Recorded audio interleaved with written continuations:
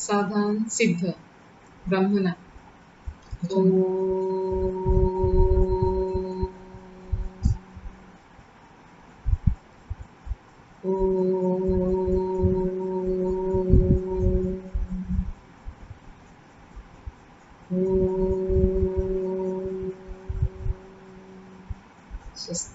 हम लोग व्याकरण में संज्ञा और लिंग पढ़ चुके हैं। आज पढ़ेंगे उपसर्ग। तो उपसर्ग पढ़ने से पहले हम उपसर्ग का अर्थ जान लेते हैं। उप का अर्थ होता है समीप, सर्ग अर्थात सृष्टि करना। ठीक है, तो इसको लेकर हम उपसर्ग की परिभाषा करेंगे। उपसर्ग की परिभाषा क्या होगी? उपसर्ग वे शब्दांश होते हैं जो शब्द के पहले या आरंभ में जुड़कर शब्द के अर्थ में पूरा परिवर्तन लाते हैं। समझ में आया? उपसर्ग जो होते हैं वो शब्द के आरंभ में लगते हैं और शब्द के अर्थ में पूरा परिवर्तन ला देते हैं। देखो, हार शब्द के पहले या आरंभ में जुड़ने वाले निम्न उपसर्गों को देखिए। हार एक मूल शब्द है, उसमें आ जुड़ा हुआ है, तो क्या बन गया? आहार। आहार का अर्थ होता है भोजन या फिर खाना।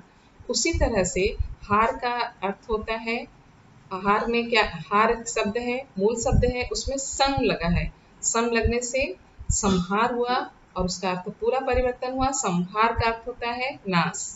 उसी तरह से हार में, हार मूल शब्द है, उसमें प्र उपसर्ग जुड़ा हुआ है और इससे शब्द क्या बन गया? प्रहार। प्रहार का अर्थ होता है मार। उसी तरह से हार मूल शब्द है, उसमें वी उपसर्ग लगा हुआ है और वी उपसर्ग लगने से उसका अर्थ पूरा बदल गया। क्या बन गया? बिहार। बिहार का अर्थ होता है सैर। देखो, बिहार नहीं है यहाँ पे, विहार, व। ठीक है, उसी तरह से हार मूल शब्द, उसमें परि लग गया, उसका अर्थ क्या हो गया? परिहार अर्थात त्याग। उसी तरह से देखो, हार में उप उपसर्ग लगा, उपहार हुआ, उसका अर्थ हो गया भेंट अर्थात मुलाकात। मुलाकात भी होता है और भेंट मतलब कुछ उपहार दिया जाना, उसको भी भेंट कहते हैं, उपहार कहते हैं। फिर से देखो, हार में प्रत्यय लगा, उपसर्ग प्रत्याहार हो गया, उसका अर्थ होता है लौटा लेना, पीछे खींचना, आशा, वचन आदि वापस लेना। हिंदी में ये उपसर्ग 3 प्रकार के होते हैं। कितने प्रकार के होते हैं? 3 प्रकार के। क्या क्या? देखो, पहला है संस्कृत उपसर्ग, दूसरा है हिंदी उपसर्ग और तीसरा है उर्दू या अरबी फारसी से आए उपसर्ग। अब हम देखते हैं संस्कृत के उपसर्ग क्या क्या है। ठीक है, तो संस्कृत के उपसर्ग क्या है? देखो, संस्कृत के उपसर्ग हैं, उपसर्ग देखो, उपसर्ग, अर्थ और कुछ उदाहरण हम आपको दिखा रहे हैं। उपसर्ग है अति। अति का अर्थ होता है अधिक या फिर बहुत या फिर परे।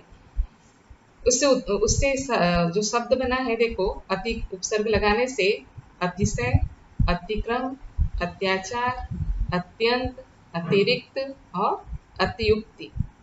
उसी प्रकार से देखो, अधि उपसर्ग है। अधि का अर्थ होता है ऊपर या फिर श्रेष्ठ।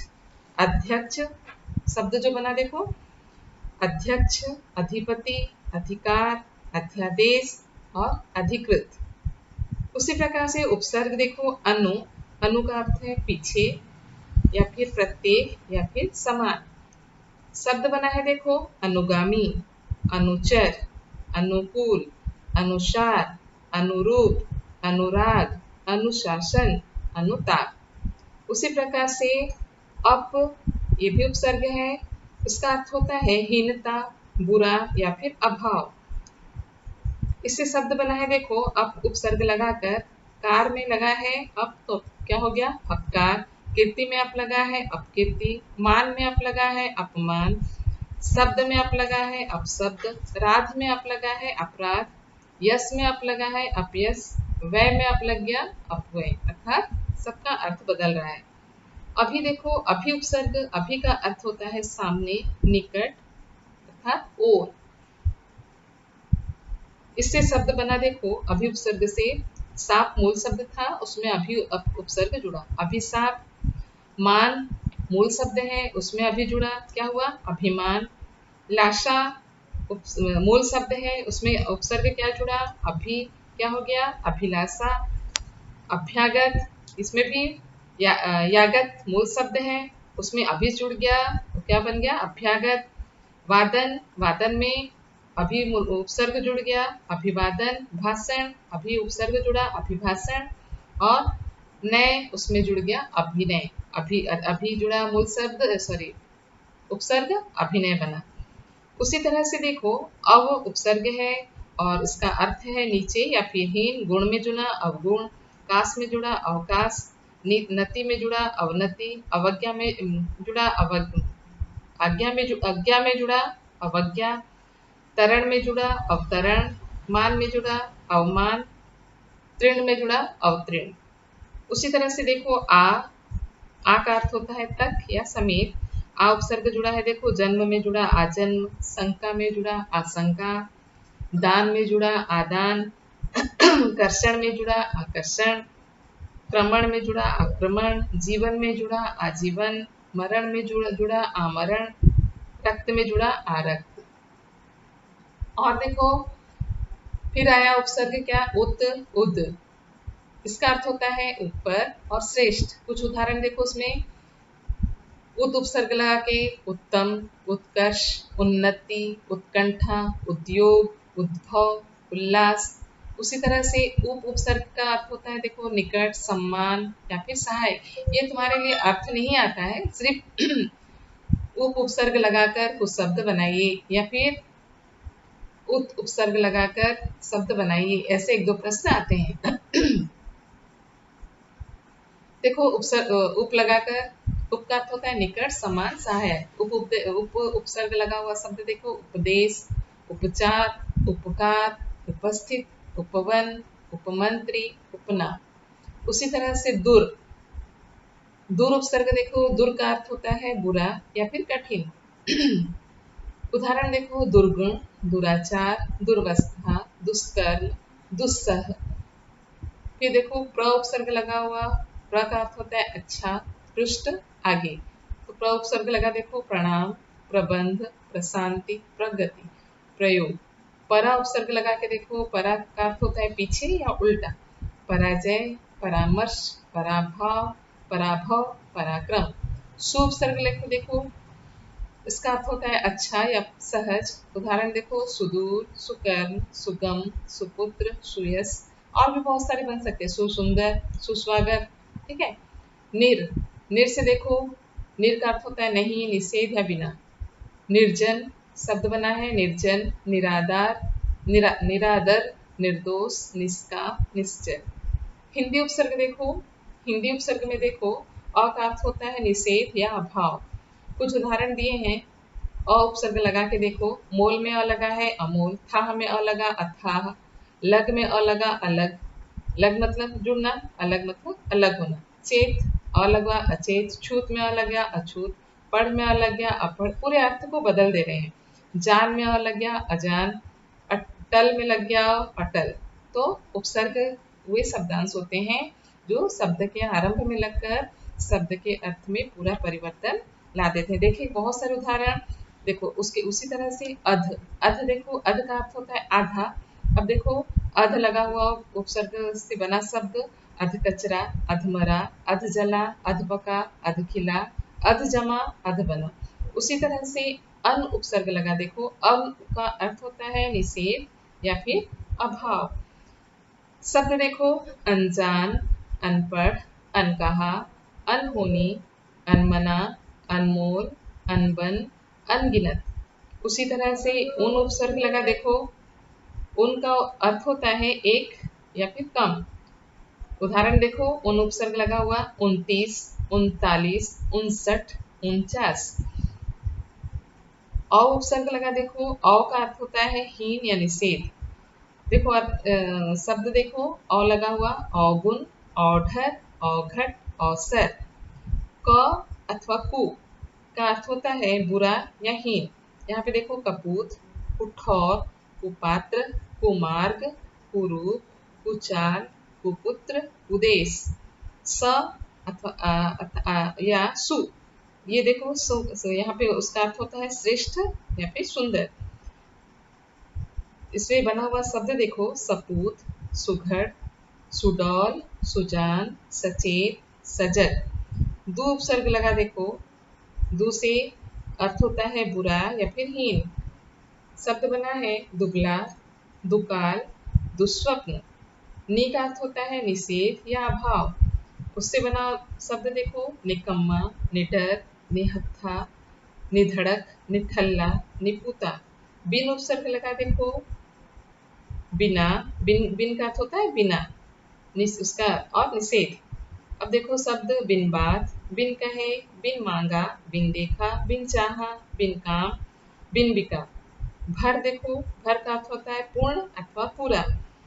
भर उपसर्ग लगा के देखो भरपेट, भरपूर, भरमार, भरसक, भरपाई।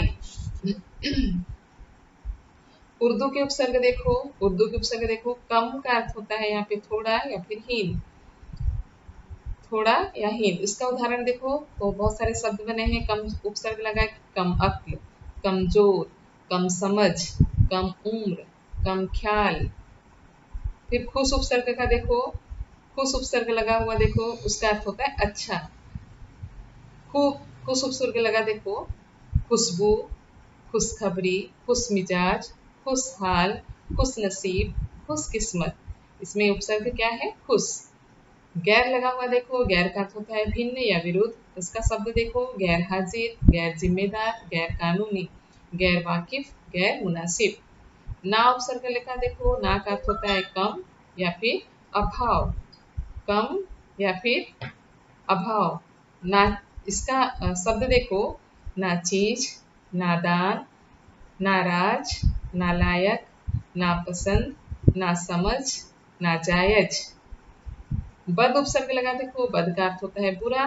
ठीक है, इससे बना हुआ शब्द देखो बदनाम, बदबू, बदहजमी, बदख्याल, बदतमीज, बदमिजाज। बा, बा उपसर्ग का अर्थ होता है साथ। अब इससे बना शब्द देखो बाकायदा, बाइज्जत, बाइंसाफ, बाअदब, बातमीज, बेईमान। अच्छा ठीक है, यहाँ पे बा से इतना ही है, बातमीज। ठीक, उसके बाद बे उपसर्ग लेगा देखो, बे का अर्थ होता है बिना। यहाँ पे देखो ईमान में बे उपसर्ग जुड़ा बेईमान, होश में बे जुड़ गया बेहोश, कसूर में बे जुड़ा बेकसूर, मन में बे जुड़ा बेमन, चारा में बे जुड़ गया बेचारा, इज्जती में जुड़ गया बे बेइज्जती, अदब में जुड़ा बे बेअदब। उसी तरह से ला का अर्थ होता है बिना। ला उपसर्ग लगा के देखो शब्द लापता, लापरवाह, लावारिस, लाजवाब, लाइलाज, लाचार। सर उपसर्ग से बना शब्द देखो, सर का अर्थ होता है मुख्य। इससे बना हुआ शब्द देखो सरपंच, सरताज, सरदार। हम उपसर्ग लगाकर देखो, हम का अर्थ होता है समान या साथ। इसका बना हुआ शब्द देखो हम शक्ल, हम उम्र, हम दर्द, हम राही, हम सफर, हमदम। उसके बाद अंतिम देखो हर। हर उपसर्ग लगा हुआ शब्द, हर का यहाँ पे अर्थ है प्रत्येक। अब उससे बना हुआ शब्द देखो हर रोज, हर घड़ी, हर दम, हर एक, हर कोई, हर साल। तो ये रहा हमारा उपसर्ग जो कि शब्द के आरंभ में लगते हैं और शब्द के अर्थ में पूरा परिवर्तन कर देते हैं। जैसे देखो सुंदर में अ जुड़ गया, असुंदर हुआ, अ उपसर्ग है। उसी तरह से सुंदर में सु जुड़ गया, सुसुंदर मतलब बहुत ज्यादा सुंदर, तो उसके भी अर्थ में परिवर्तन आता है। तो उपसर्ग को हमेशा याद रखोगे, उपसर्ग जो होते हैं वो शब्द के आरंभ में लगते हैं और शब्द के अर्थ में पूरा परिवर्तन ला देते हैं। उपसर्ग का आज अध्याय आपका खत्म हुआ। उपसर्ग जो है वो आपको सिर्फ पढ़ने के लिए है, अभ्यास करिए इसका। ये बहुत सहज है, आप उसको आसानी से याद रख सकते हैं। फिर भी अगर कुछ डाउट हो तो पूछोगे इसमें। बस मूल शब्द और शब्द को उपसर्गों को हमेशा ध्यान में रखना कि मूल शब्द क्या है और उपसर्ग क्या है। मूल शब्द में उपसर्ग क्या लगा हुआ है ये थोड़ा सा ध्यान देने की बात है। बाकी उपसर्ग बहुत इजी है और इसका अभ्यास कीजिए। अगर कुछ डाउट हो तो मुझे फ़ोन करके पूछिए। धन्यवाद।